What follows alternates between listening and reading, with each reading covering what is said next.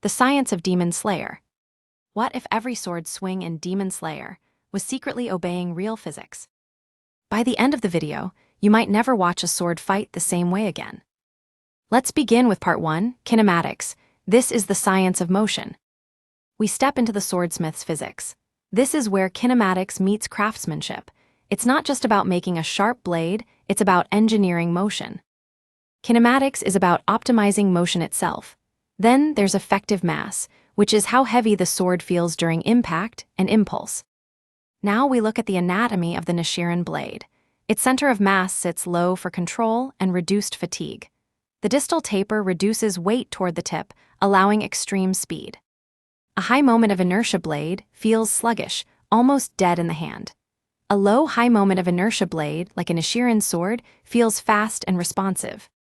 An axe relies on raw mass, swinging slow but devastating. A sword relies on velocity, optimized for speed and agility. Since kinetic energy scales with velocity squared, the sword's advantage isn't subtle, it's exponential. Effective mass is the blade's apparent inertia during collision. It's highest near the center of mass and drops toward the tip. So here's the dilemma.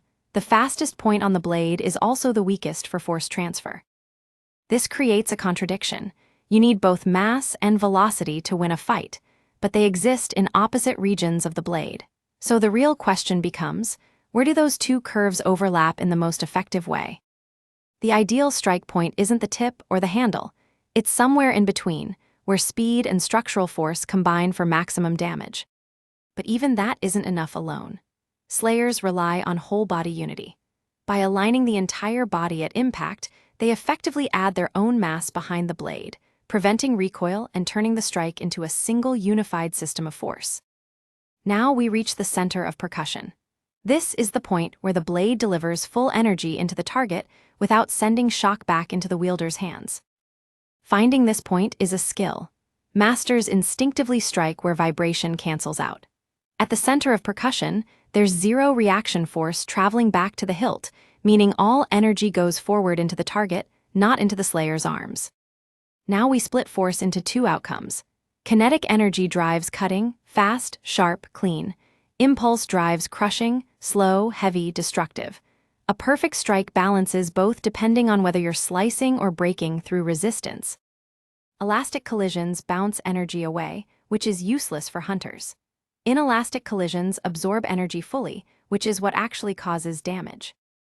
So the perfect strike is a combination. Low moment of inertia, full body unity, center of percussion impact, and inelastic energy transfer. When all four align, the strike becomes mechanically unavoidable and catastrophically effective. Now we move into part 2, the Nichirin blade and biomechanics. Nichirin steel has a unique property. It interacts with sunlight. Forged from rare ores, it absorbs solar energy, turning a natural weakness of demons into a structural advantage embedded directly into the weapon itself. The blade even reflects breathing styles. Water breathing flows smoothly and continuously.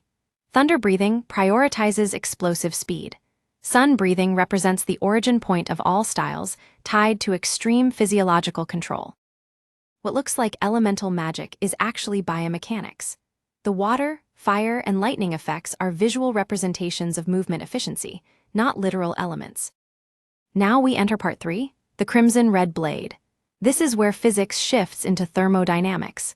Here, mechanical motion doesn't just cut, it generates heat powerful enough to disrupt biological systems. Total concentration breathing pushes human physiology beyond normal limits. It increases oxygen intake dramatically, accelerating muscle output and reaction speed. The crimson red blade is about work conversion. The swordsman generates torque, converts it into kinetic energy, and pushes it beyond normal efficiency so that excess energy becomes heat instead of being lost. That heat becomes lethal. It burns through regenerative biology at a cellular level. Instead of just cutting, the blade prevents recovery entirely, turning wounds into permanent damage zones. At the cellular scale, the effect is devastating. Thermal energy halts regeneration, denatures tissue, and prevents healing pathways from activating. The body cannot recover because the biological system itself is disrupted. And finally, the master equation.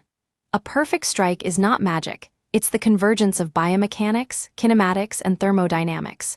When body control, blade physics, and energy transfer align, the result is absolute efficiency.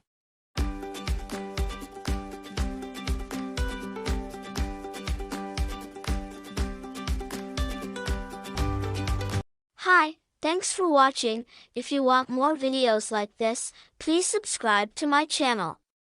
Bye.